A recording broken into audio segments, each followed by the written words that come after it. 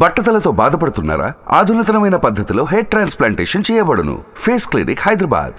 కొంతమంది ఉంటారు అమ్మగారు, నేను దేవుణ్ణి చూడాలి, నిజంగా దేవుడు ఉన్నాడా, లేకపోతే ఏది సాధ్యం కాదో, అంటే మన కంటికి కనిపించదో, మనం చూడలేకపోతామో దాన్ని లేదు అని క్రియేట్ చేస్తారు.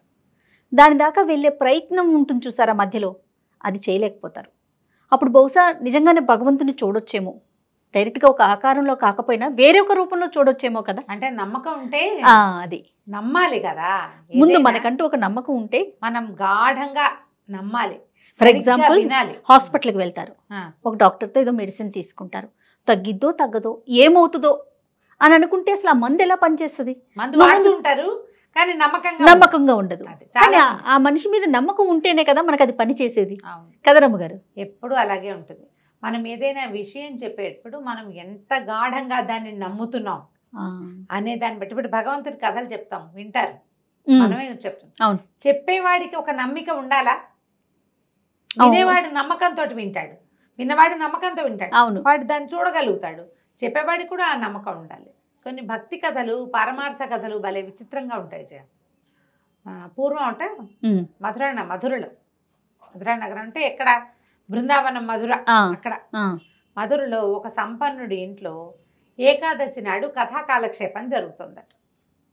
కథాకాలక్షేపం అంటే ఏకాదశి నాడు రాత్రి తెల్లవార్లు మెలకుగా ఉండాలి. అయితే ఆ పూట ఒక ఆయన భాగవతం చెప్తున్నారు, భాగవత గాథలు. అయితే అదే సమయానికి ఇంతమంది సంపన్న గృహస్థు, ఇంట్లో ఇల్లంతా వెలుగు, చాలా మంది జనాలు చేత బయట బళ్ళు గిళ్ళు ఉండేసరికి ఒక దొంగవాడు, భగత్ అతని పేరు, ఆ భగతుడు అనే దొంగ ఆ ఇంట్లోకి ప్రవేశించాడు. ప్రజలంతా చాలా ఉత్సుకతతోటి తదేక ధ్యానంతో భాగవత కథలు వింటున్నారు. ఈ దొంగవాడు వస్తువులు ఏమేమినే సంగ్రహం చేయటం కోసం చూస్తూ వాడు కూడా ఈ కథ విన్నాడు. ఆ కథలో ఆయన ఏం చెప్తున్నాడు? యశోదాదేవి పిల్లలిద్దరిని నిద్ర లేపింది. ఒకడు నల్లవాడు, ఒకడు ఎర్రవాడు. నిద్ర లేపింది. అక్కడి నుంచి బాలకులంతా వచ్చారు. గోపబాలుడంతా చక్కగా తయారయ్యి సద్దెన్నాలు పట్టుకుని వాళ్ళకి తగిన నగలు ధరించి అందంగా అలంకరించుకుని గోవులు తోలుకుంటూ కృష్ణుణ్ణి బలరాముణ్ణి పిలుస్తున్నారు. రండి రండి, మీరు రాకపోతే దేవాలయం గోవులు నడవ్వు, కృష్ణ నువ్వు రాకపోతే ఎట్లా, నువ్వు మురళి బోదకపోతే కుదరదు, ఏది నీ సువర్ణ మురళి ఎక్కడుంది తీసుకురా అని పిలుస్తున్నారు. పిలుస్తుంటే యశోదాదేవి పిల్లలిద్దరిని లేవదీసింది, అక్కడి నుంచి స్నానాలు చేయించింది. ఆ తర్వాత చక్కగా చేరుకో పంచ కట్టించింది, పట్టు పంచలు కట్టింది, మెడ నిండా నగలు, తర్వాత ఏమో కొప్పున ఒక ఇది చుట్టి నెమలి కన్ను పెట్టి ముత్యాల సరాలు వెళ్లాడేసింది. దగాయమానంగా ఉన్న నగలతోటి కృష్ణుడు బలరాముడు వెలిగిపోతున్నారు. వెలిగిపోతున్న ఇద్దరు, బంగారు మురళి తీసుకున్న కృష్ణుడు, బంగారు పొన్నుకర్ర ధరించిన బలరాముడు చక్కగా గోవులు తోలుకుని వెళ్తున్నారు బృందావనం వైపు. ఈ దొంగ అంతా వింటున్నాడు. వాడికి బంగారం బంగారం బంగారం వినిపిస్తున్నాడు, అనర్ఘరత్నాలతో ఉన్న వస్తువులు. అంతకుముందు గోపబాలురు కూడా అలంకరించుకున్నారు నగలు శక్తి అనుసారం, వాళ్ళ దగ్గర కొన్ని ఉన్నాయి.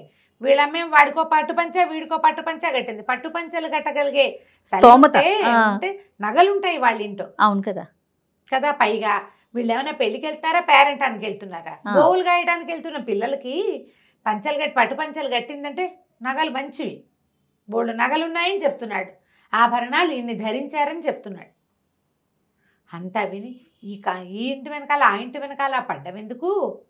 వాళ్ళు ఎవరో పిల్లల గురించి చెప్తున్నాడు కదా, వాళ్ళు ఎక్కడుంటారో కనుక్కుని అయ్యవారిని కనుక 2 నెలలేసి కనుక్కుంటే పోయి వాళ్ళ ఇంటికి వెళ్ళి తెచ్చుకోవచ్చు.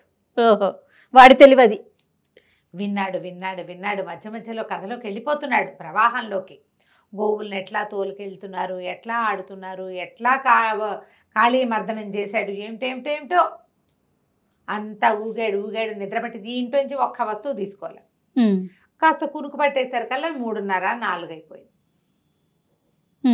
సరే లేచాడు. 4 అయ్యేసరికల్లా అయ్యవారు కూడా లేచి బయలుదేరాడు. అయిపోయింది కదా, తెల్లవారిపోయింది కదా. అక్కడి నుంచి ఈ దొంగ భగతుడు ఏం చేశాడు, అయ్యవారు నడిచిపోతుంటే ఆయన వెనకాల పడ్డాడు. ఆయన 2-3 సందులు తిరిగి ఇంట్లోకి వెళ్ళంగానే ఈ దొంగ కూడా వాళ్ళ ఇంట్లోకి పోయాడు. ఏమండి అయ్యగారు, మీరు ఇందాక చెప్తున్నారే, మరి వాళ్ళు ఎవరో 2 పిల్లల గురించి బోళ్ళు నగలు పెట్టింది వాళ్ళమ్మ, పట్టు పంచలు కట్టిందన్నారు, ఒకడికి బంగారు మురళి ఉందన్నారు, ఇంకోటికి బంగారపు పొన్ను కర్ర ఉందన్నారు. ఆ కర్ర మురళి తెచ్చుకున్నా మన బతికెళ్ళిపోతుంది.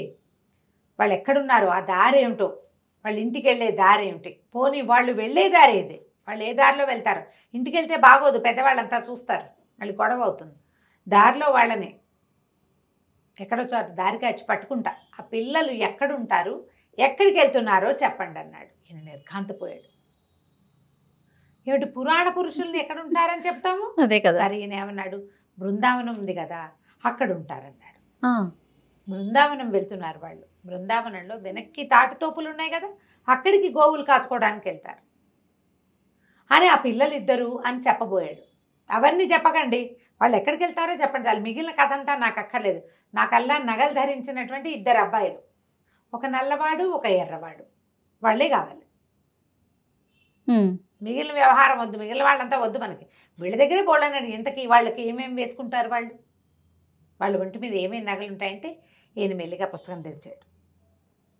తెరిచి వీళ్ళకి చేతులకి ఇవి ఉంటాయి, కేయూరాలు ఏమంటారు దాన్ని, మన కంకణాలు, చేతులకి 2 చేతులకి కంకణాలు, అక్కడి నుంచి వేళ్ళకి ఉంగరాలు ఉండి, ఉంగరాల నుంచి కంకణాలకి గొలుసులు ఉంటాయి. చిన్నపిల్లలు కదా ఉంగరాలు పడిపోతాయి, అందుకని దీని నుంచి దీనికి గొలుసులు, అక్కడి నుంచి దండ కడియాలి, పైకి కడియాలు ఉంటాయి.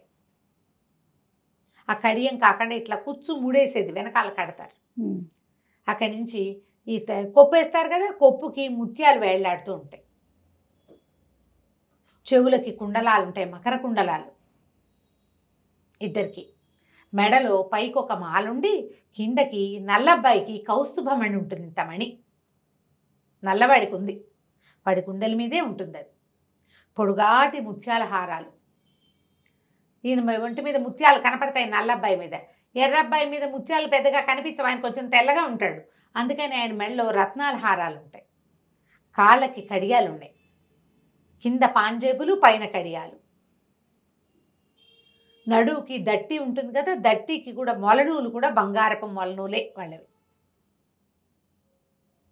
అని చెప్పాడు. అవన్నీ చదివి చెప్పాడు. తలలో పెట్టుకునేవి కూడా ఇంకా ఏమిటో, ఆ తలకి ఇంకా ఏమిటో ఉన్నాయి, అన్నీ బాగానే ఉన్నాయి. మురళి బంగారు మురళి, బంగారు పొన్నుకర్ర, చాలు ఈ వివరాలు చాలు. మనం గనక అవి తెచ్చుకున్నామా ఇక బతుకు సెటిల్ అయిపోతుంది, నీకు కూడా సగం తెచ్చిస్తా, మనం సెటిల్ అయిపోతాం చక్కగా. సరే ఇవన్నీ విని ఇంతకీ వీళ్ళు ఎటువైపు వెళ్ళారో చెప్పన్నాడు. బృందావనంలోంచి ఉత్తర దిక్కుగా వెళ్ళారని చెప్పాడు.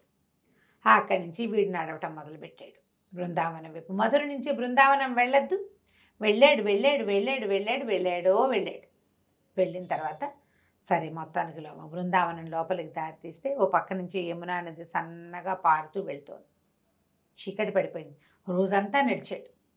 చీకటి పడ్డాక ఆ బృందావనంలో ఏవో చెట్లున్నాయి రకరకాలు. ఆ యమునా నది తీరాన ఓ చెట్టు ఎక్కి కూర్చున్నాడు.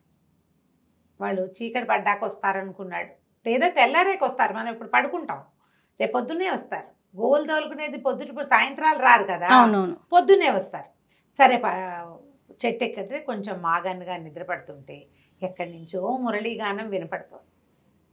వచ్చేసారు అనుకున్నాడు. అది రాత్రి స్పృహ లేదు, ఆ స్వరూపాల్లోకి వెళ్ళిపోయాడనమాట. ఇన్ని నగలు పెట్టుకున్న బాలకుమారులు ఇద్దరు, వాళ్ళ రూపవర్ణనలోకే వాడి బుద్ధి. వీళ్ళు చూస్తూ ఉంటే దూరం నుంచి ఆవులు, ఎవరెవరెవరెవరో ఇంత అంత అంత ఇంత ఇంత పిల్లలు, వాళ్ళ మధ్యలో పెద్ద మణిహారంలో కౌస్తుభమణుల్లాగా వెలుగుతున్నారు ఇద్దరు. నల్లటి వాడు ఒక 9 ఏళ్ల వాడు ఒకడు, ఓ 10 ఏళ్ళు ఉంటాయి ఇంకొకడు, తెల్లగా ఎర్రగా మెరుస్తూ. చేతిలో ఓ కర్ర ఉంది వాడి చేతిలో, ఈ చిన్నవాడి చేతిలో మురళి ఉంది, ఆ మురళి ఊతున్నాడు. వాళ్ళు తన కింద నుంచే వెళ్తున్నారు. వీడు అట్లా మైమరిచి చూస్తూ ఉన్నాడు. చూస్తుంటే ఆభరణాలు కనపడుతున్నాయి, ముత్యాల హారాలు, వజ్రాలు, ఏమిటో బంగారం, చెవులకేవో కుండలాలు, ఉంగరాలు, కంకణాలు, కడియాలు.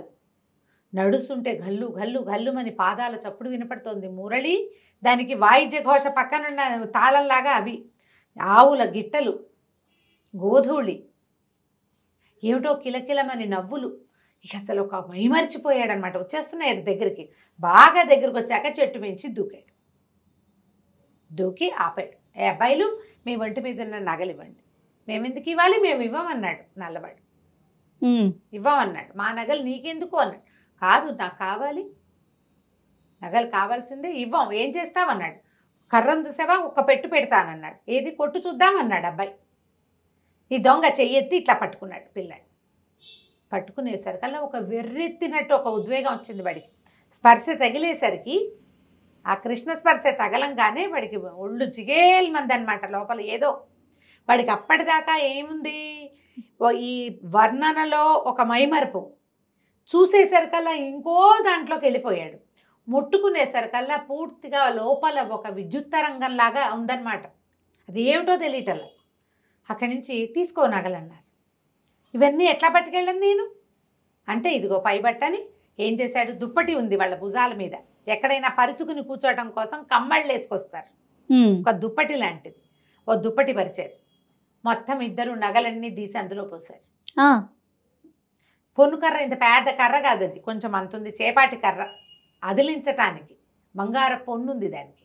అవన్నీ అందులో వేసి మూట కట్టి ఎత్తి భుజం మీద పెట్టారు. తీసిపో. వాడు ఆ నగల మూట పుచ్చుకుని వాళ్ళిద్దరికి వేసి అలా తెల్లమొహం వేసి చూస్తూ నడుచుకుంటూ వచ్చేసాడు. నగలు వాడికి కావాల్సింది. నడిచి నడిచి నడిచి నడిచి ఈ భాగవతుడి ఇంటికి వెళ్ళాడు. మర్నాడు ఇది ఇవాళ రాత్రి మాట్లాడాడు. తెల్లవార్లు నడిచి ఆ రాత్రికి వెళ్ళని చూశాడు. మళ్ళీ తెల్లవార్లు నడిచి కాస్త అటు ఇటుగా చీకటి పడుతుండగా అక్కడికి వెళ్ళాడు. వెళ్ళి ఆ నగలు చూపించాడు ఆయనకి. నిర్ఘాంతపోయాడు ఆయన.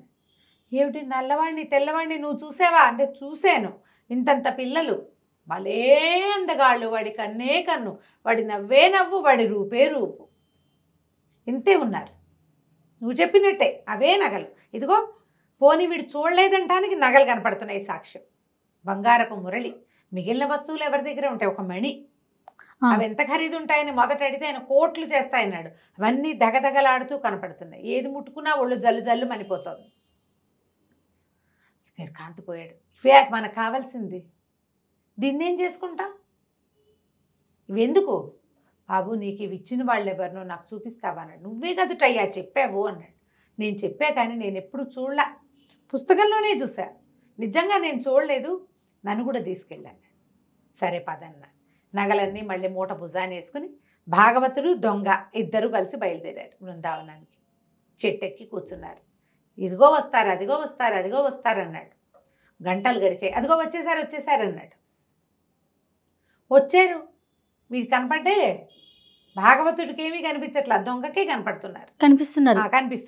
అక్కడి నుంచి బాబు మళ్ళీ ఎందుకు వచ్చావు అని అడిగాడు నల్లవాడు.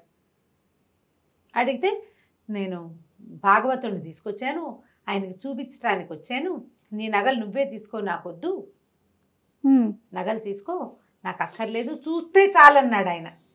నేను నిన్ను చూసా కదా, నేను నిన్ను చూశానడానికి సాక్ష్యంగా నగలు కూడా చూపించా కదా, నాకు అదే చాలు, మీ నగలు మీరు తీసుకోండి అని ఒక్కో వస్తువు ఎత్తి మెళ్ళో పెట్టాడు పిల్లలిద్దరికి. ఆ మురళి అబ్బాయి చేతికిచ్చి ఆ కర్ర పెద్ద అబ్బాయి చేతికిచ్చాడు. ఈ లోపల గోల్మని ఏడ్చాడు భాగవతోత్తముడు. నాకేమీ కనిపించట్లేదు, నేను ఎవరిని చూడలేకపోతున్నా, నువ్వెవరితో మాట్లాడుతున్నావో నాకు తెలియటం లేదు అని. పాపం ఈ దొంగ అడిగాడు, నువ్వు కనిపించట్లేదుట అంటే, సరే నా చేయి పట్టుకుని నువ్వు ఓ భాగవతుడు చేయి పట్టుకో అని చెప్పాడు కృష్ణుడు. పిల్లవాడు చేయి పుచ్చుకున్నాడు దొంగ. వాడిలోంచి ఒక అనంత విద్యుత్ ప్రవాహం ఆ భాగవతుడి చేతిలోకి వెళ్ళింది. అప్పుడు ఆయనకు ఆ జ్ఞాన నేత్రం తెరుచుకుని ఈ వ్యక్తుల్ని చూడడం మొదలుపెట్టాడు. జగన్మోహనాకారుడుగా ఉన్న పిల్లాడు కృష్ణుడు, అంతకు దీటైన రూపంతో ఎర్రగా తెల్లగా మెరిసిపోతున్న బలరాముడు, అశేషమైన గోసంపద, ఎంతమందో గోపాలకులు, విపరీతంగా నగలు ధరించిన ఆ పిల్లలిద్దరిని చూశారు కల భాగవతోత్తముడు నేల మీద పడిపోయాడు సాష్టాంగం. ఈ దొంగకి దండం పెట్టడం తెలియదు. వాడు ఆ సౌందర్య ప్రవాహంలో పడి కొట్టుకుపోతున్నాడు. వాడు భాగవతుడు చెప్తూ ఉంటే అది విని విని విని బుర్రకెక్కించుకున్నాడు. నిజంగా ఇట్లాంటి ఆకర్ణాంత దీర్ఘనేత్రాలున్న ఒక పిల్లవాడు, నల్లటివాడు, ఇన్ని నగలు ధరించిన వాడు, అన్నయ్య సహాయంగా ఉన్నవాడిని నమ్మాడు, నమ్మి చూడగలిగాడు. ఇలా ఉంటాడని చెప్పిన వాడు కథ చెప్తున్నాడు కానీ విషయం లేదు బుర్రలో. ఎప్పుడైతే నగగట్టు చూశాడో అప్పుడు అతనికి తెలిసింది తను నోటితో చెప్తున్నది నిజంగా ఉన్నది అని.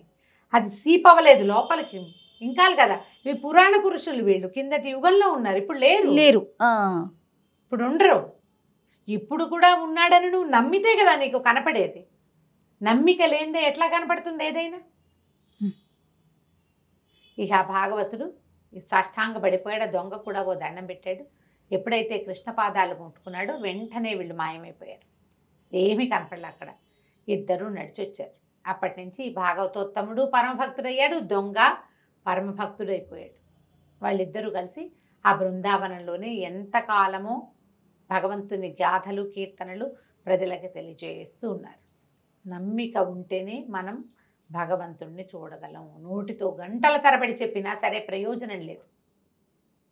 ఏ పనైనా అంతే కదా రమ్మగారు, నమ్మకంతో ఉంటేనే చేయగలుగుతాం, సాధించగలుగుతాం. అంతే. బా ఎంత అద్భుతంగా ఉందో రమ్మగారు. అలా ఇన్వాల్వ్ అయిపోయాం మొత్తం. చూడండి, పిన్ డ్రాప్ సైలెంట్ అయిపోయింది. బా చాలా మంచి కదండి. నమస్తే. సుమన్ టీవీలో మీ పర్సనల్ అండ్ బిజినెస్ ప్రమోషన్స్ కోసం కింది నెంబర్కి కాంటాక్ట్ చేయండి.